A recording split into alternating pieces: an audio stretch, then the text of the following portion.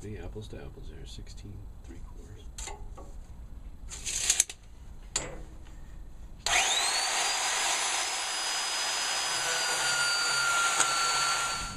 I need my, there it is.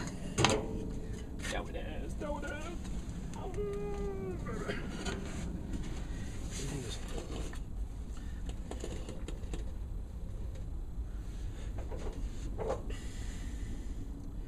That's kind of what we're thinking, right?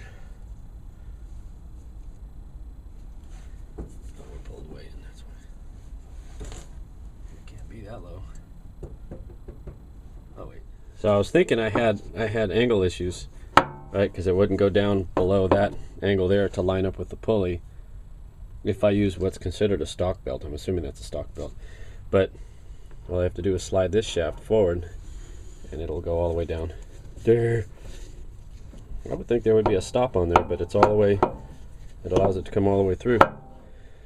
So my intention was to set it up fully down position with it flush to the yoke or maybe slightly recessed, because when you lift the blower, when you raise the blower, it's going to elongate the shaft, the drive shaft, so as long as it doesn't get shorter. That'll put it right about, depending on how I do my pulleys and pillow blocks, like that. I think we'll be alright. I think. I don't know though. I don't know.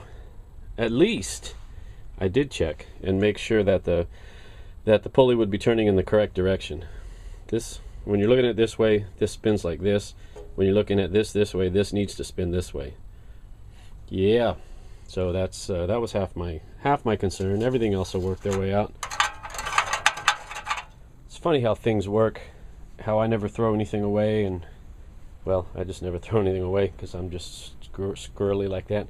Squirrely. If you guys have been watching a while and you remember when I built a snowplow for this tractor's sister, I used camper shell brackets. Now I got, these are for pickup trucks. This would be the top of your bed rail, right? This little V bracket comes off and you would stick this over the top of your bed rail. This hangs out over the quarter panel of your pickup truck, and when you put one of those piggyback drop-in camper deals that fit inside the bed of your truck, this is what you tie them off to. This bolt bolts into the what would be the stake bed on the older trucks. Anyhow, what I did before when I built the snowplow was I chopped this leg off. I took this V bracket off and I used this. I welded this to this 1-inch piece of steel pipe here, and I attached my snowplow to this as like a C-channel. Now I had 4 of these total. 4. There's 4. So I had 2 complete ones left. I used 2 for the snowplow, and I just happened to have 2 left for this one. So when I built the snowplow, I chopped off this little leg here, like that, and like I said, only use this part. So I had these legs sitting around. Well, those legs I used for these brackets here, right? And I welded these 1/4-inch steel to that 1-inch pipe, and this is 1 1/4-inch square tube that I welded on top of this and set it up against the pipe too. I've probably explained that already, so I'm just repeating myself because I'm repeating myself. However, I had 2 left, and it must have been meant to be. So I come in with the bandsaw, chink, and I cut this leg off, right? Now remember, this is exactly this piece. Actually, it went like this. Okay, this is this piece. Right here. It went in like that. So then now I have 2 of these available, but look what these fit. I had to take the reamer and clean the hole out, and I took a piece of emery cloth. This is the pivot pin for this tractor. This is this snowplow. No, it's not even a snowplow. What is this thing? A snowblower, thrower, whatever you want to call it. Upper pins. Jeez. These holes were the perfect freaking size. All right. So, wait a minute. Okay, there it goes. If I put them in straight, they're the perfect size. So I'm thinking, right? Where's my other one? I have 2. So I have this. I'll probably end up using that somewhere else. But I have the second one, which I just cleaned out with a reamer. Just cleaned it out. Took a piece of emery cloth, and that slips right over that top pivot point, and I'm going to weld that to this bracket here. And what that'll allow me to do is that will allow me to shorten this. But I wanted this to be the exact length so I wouldn't lose my brain and cheat this a little closer to the front of the tractor and then screw me later when I've got to build this drive shaft. So weld this like this, right? I'm going to have to do something to shovel shrab it onto here. But then that'll give me a pivot point, a high pivot point for this, which is pretty damn exciting, I think. I don't know. I'm kind of stupid like that. All right, that'll set like that, and that'll pivot. And then I'm going to build something that pushes off the bottom of here. I've got extra holes here on the side, so I'm going to make some kind of foot or a bracket or something here. Do some kind of compound scissor thing, because I'm going to need leverage. This ram underneath this tractor is pretty strong, but I don't need to totally stress out the hydraulic system every time I want to raise this thing up. So I'm going to do some kind of compounded scissor deal. I haven't even thought that out in my head yet, because I didn't even know how this would look. And it'll push against here to kick it up, right? Pivoting here. I'm going to push it as low as I can to tip this whole snow thrower up, to get it up off the ground so I can move around without dragging it, and then I can set it down.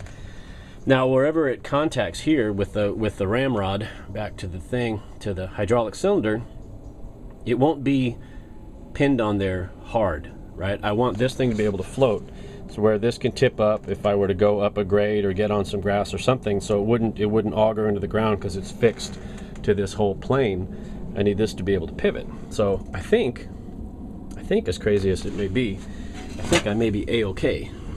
So I have to figure out what I'm doing for a drive shaft or a splined shaft for this universal. And my thinking is get a couple of these pillow block bearings. I'm going to need one here and one here with a pulley on the back, right? Two of these, the PTO pulley on the back, and then have a stub shaft out here with the spline shaft. And this is going to fit into that.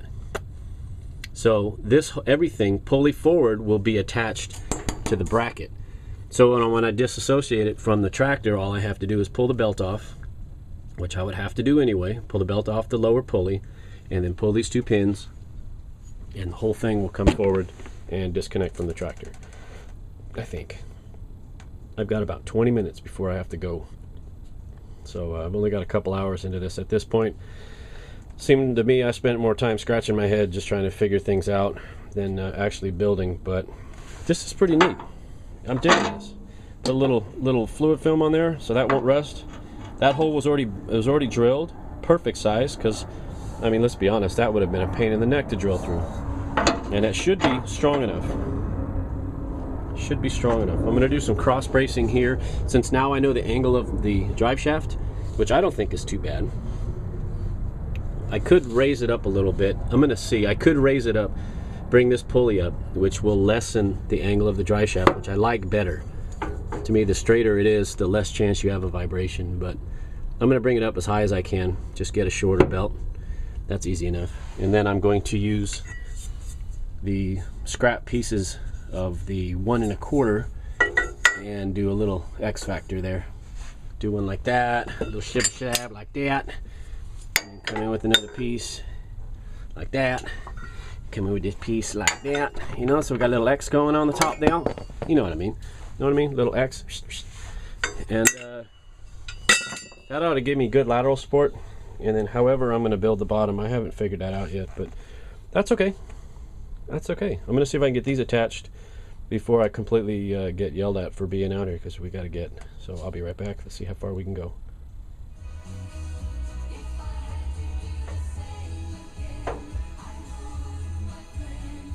How could you not think of that 70s show? I really need to get going. I'm getting the evil eye. I'm getting the evil eye through the window. Let me show you how these things play out here. Got welders everywhere. This is stick welded. It's all right. I'm not the best. I'm not the best stick welder. Oh, good golly, that is hot. Toasty. So, got a washer. And let me get this ground cable out here. Ah, my camera skills are falling apart. See, oh, getting rushed. So, I put a stupid washer. Quickly we'll put this in place, and that'll set like that. I notched it because it's going to set on top of this angle iron like that. Kind of key it in and put that into place just for grins. Got the same thing going over here. That's stick welded, because why not? I need to practice. Same deal over here. Got a washer. It's keyed to fit right on top of the L. You little key. Ay, ay, ay. I am the dumbest man on the planet. I'll clip this in here. Let me tighten that up just a minute. And if for some reason I need to disassociate the plow from the mounting hardware, I can unbolt these 2 bolts and this comes off. Because once this gets welded to here, it's not going anywhere. I won't be able to disconnect it unless I pull these bolts, 2 on each side. I don't know. We'll see. I gotta go. Gotta clean up. I don't know. See how tomorrow goes.